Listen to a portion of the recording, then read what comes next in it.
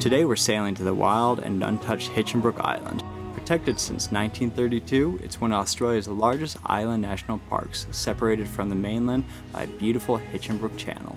Surrounded by marine park waters, the fringing reefs and seagrass beds are home to some of the most vulnerable species, including dugongs and green turtles. And the island's mangrove forests are some of the richest and most varied in Australia, an important breeding ground for many marine animals. To protect the island's biodiversity and to prevent damage to the environment, only 40 people are permitted to stay at any one time. This is the story of a sailboat named Sylvia and the ragtag crew that call her home. Join us each week as we explore the planet both above and below the surface, and see what it's really like to live a life at sea.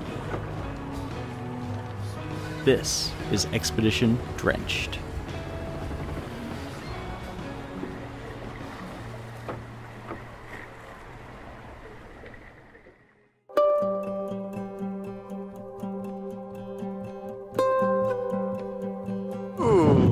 Some wind today. My birdie friends are flying around me, and we are about to pull out of John Brewery and at the sculpture park, and we're about to head to Hitchinbrook National Park.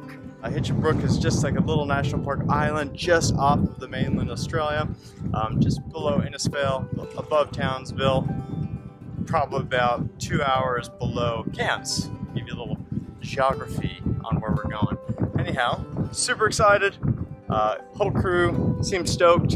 I didn't get much sleep because we got 20 knots of wind last night, and the boat was just rocking around, and we're on a mooring, and that stresses me out. Even though this is the best mooring I've ever seen, it stresses me out. And pretty excited about this sail because, dude, we've got, what do we got? We got like 16 to 20 knots, and I hope it's going to be on the beam. I think it's going to be, which means that that's going to be on our side, and we're going to be heeled over really far, and we're going to be going super fast, and it's going to be a fast, vigorous sail. What do I know about Hitchinbrook? It's like one of the croc centers of northern Queensland. It's one of the places, until you get up into the Northern Territory, it's one of the most biggest population of saltwater crocodiles. And that's really all I know about it. I just had several people, when I told them kind of more or less where we were going, say you have to go to Hitchinbrook because it's really unique. It's very different from everywhere in northern Queensland. How's your teen, Leia? Waking me up. Yeah. Thanks, William. Yeah. Did you get much sleep? No. I got no sleep. The weird thing yesterday, that the wind made a really weird sound with something out, so it felt like it was raining all the time. Right now we're getting ready to put the mainsail up because it's going to be a little bit rolly, and the mainsail will help to stabilize us from rolling. And actually, when we looked at the weather, we were planning that we would have the wind on our beam to sail up to the northwest towards Hitchinbrook, but actually it looks like it's going to be kind of dead downwind, so it's going to be a rollier day than what we thought. So time to put sails up though.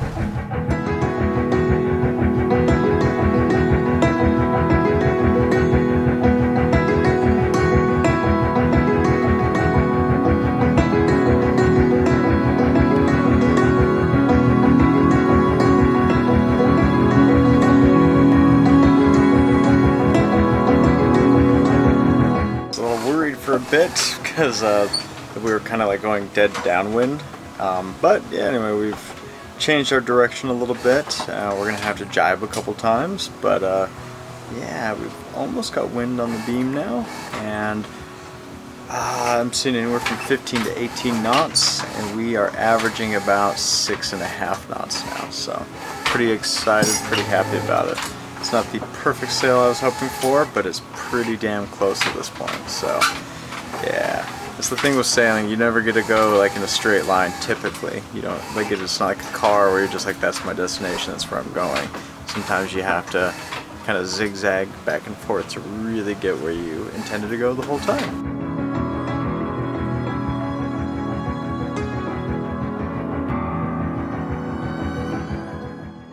I'm reading this book, Mahayalan or Magellan, I don't know which. Itor says they say Mahayalan, but it's about the first man to circumnavigate the world by boat.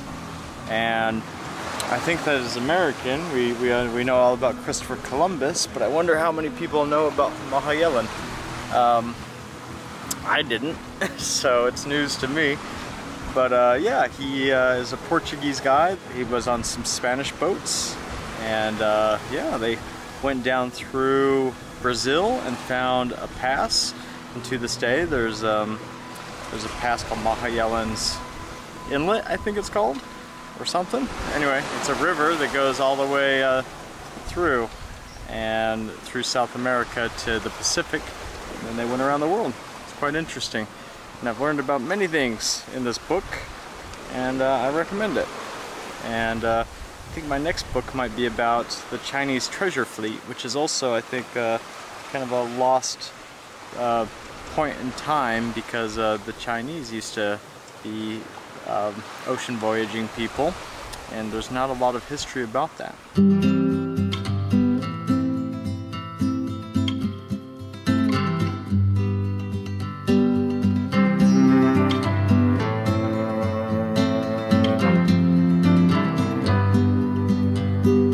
Just before you go to sleep, I want to tell you a few things. What a beautiful arrival, huh? Yeah, just pulling into Hitchinbrook almost at sunset, and it's beautiful. It, like the jagged cliffs, it's way more mountainous than I expected it to be. So yeah, we just kicked on the engine and we're about to putt into Zoe Bay. There's a beautiful waterfall that one of our patrons told us about that I want to go check out. And not just that, but we are going to be definitely the only ones here, and we're looking at this swell, seeing if it's going to blow out the bay or not. I'm not sure, but honestly, it's sunset, so yeah, we're going to take it. We might have a rolly anchorage for the night, but that's the life of a sailor. You just don't always get the most comfy spot.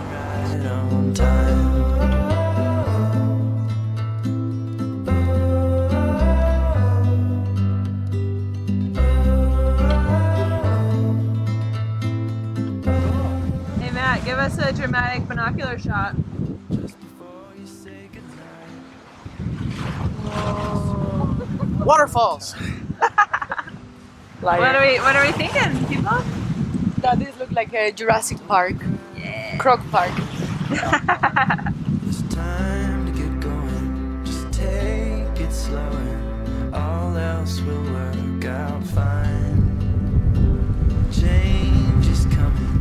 Birds are humming. Life's running right. Life's running right on time.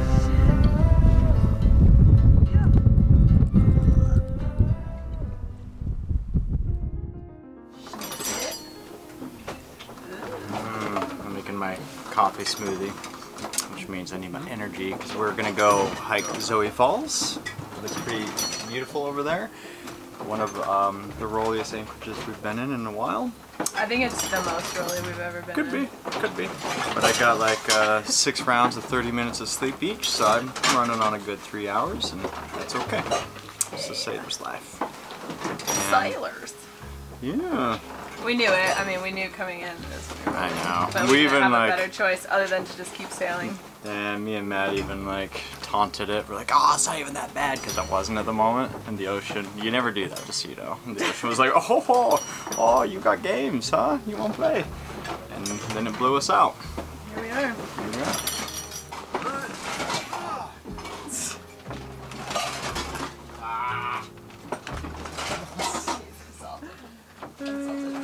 Next time I'm gonna sleep in the dinghy. I think it's gonna be better. Yeah. Well, almost anybody get to sleep today, I think. Yeah, but I left my tower of dishes in Shinkan. It full? survived. It survived. In the whole tower. You say that it has been the worst anchorage in Because I say no, everybody says. Hey, put yourself Make it in the morning. What's the situation with the Mac? I'm not really sure what's going on with the Mac. I think it's got The outboard's not working. yeah, the outboard is not working. We want to go to shore, but Something with the throttle arm, something about beaching it last time, and the waves hitting it for like 3 hours. I don't know. yeah, It just didn't work after that. something along those lines. Yeah, something along those lines. So Aitor is there. He's got the He's got the magic touch. He can always get the Mac purring when nobody else can. And he's trying to get it working.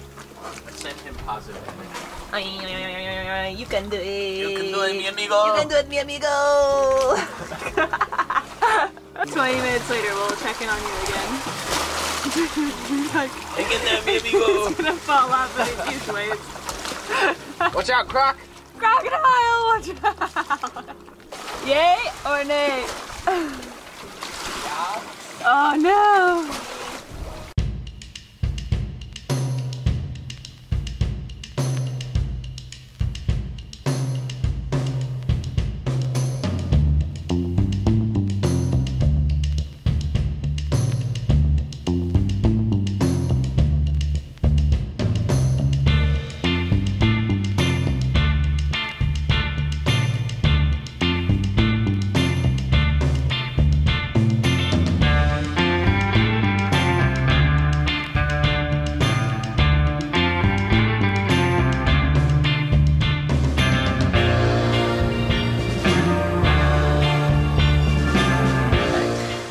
First hike through Hitchinbrook, and it's quite interesting here, the landscape, because when we first landed in the river it was all kind of bamboo and palm fronds and almost tropical, and then we got further in and it was more of a kind of traditional forest, and then we crossed through all the streams that are coming down from the waterfall. So it's really cool to see a bunch of different sort of micro habitats all in one place.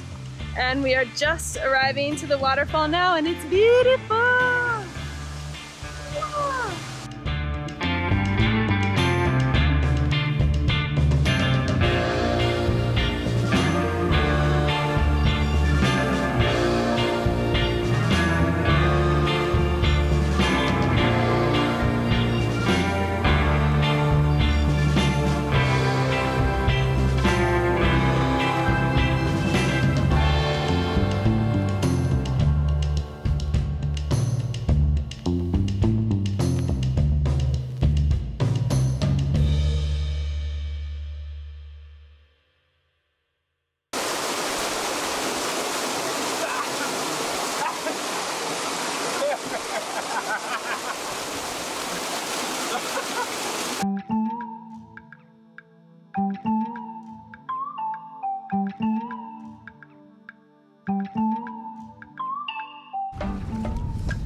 We just made it back from our hike, and the tide is super low and the waves have gotten really steep, and Sophia is rocking and rolling, and it's time to get the hell out of here. So we're gonna pull anchor and we're gonna start sailing up along the west side of the island and see where the day takes us, see where we end up. But it's not gonna be here, that's for sure. It's a shame though, because this is definitely one of the most beautiful anchorages we've ever been in with Sophia. Look at this. Ooh, that's real nice. That's real sexy. It looks like we're on a crossing right now. Yep, my good.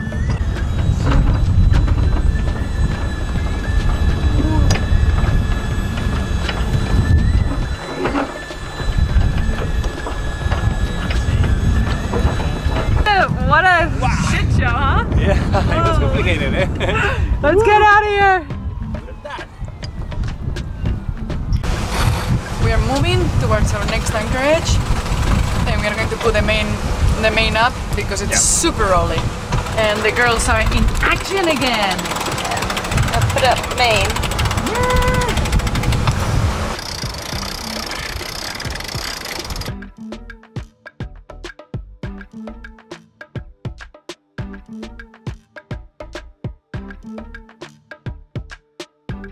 Next week on Expedition Drenched, we learn all about Australia's ancient cassowary bird.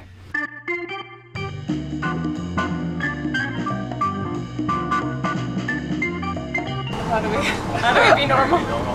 We don't know how to be normal. Give it to me, give it to me. Matt is in the hair. Woo!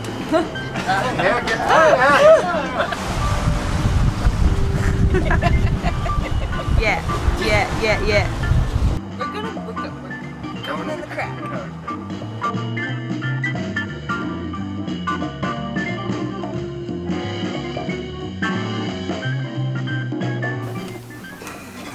I know that's private. So rolling, rolling, rolling down the river.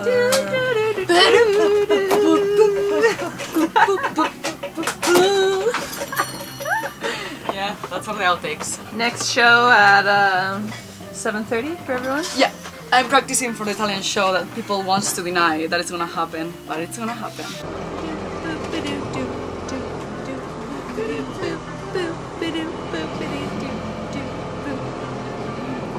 You've got like model hair right now. When you turn, it's like I mean, right now. blowing. Always! All day, every day. How'd you dare to?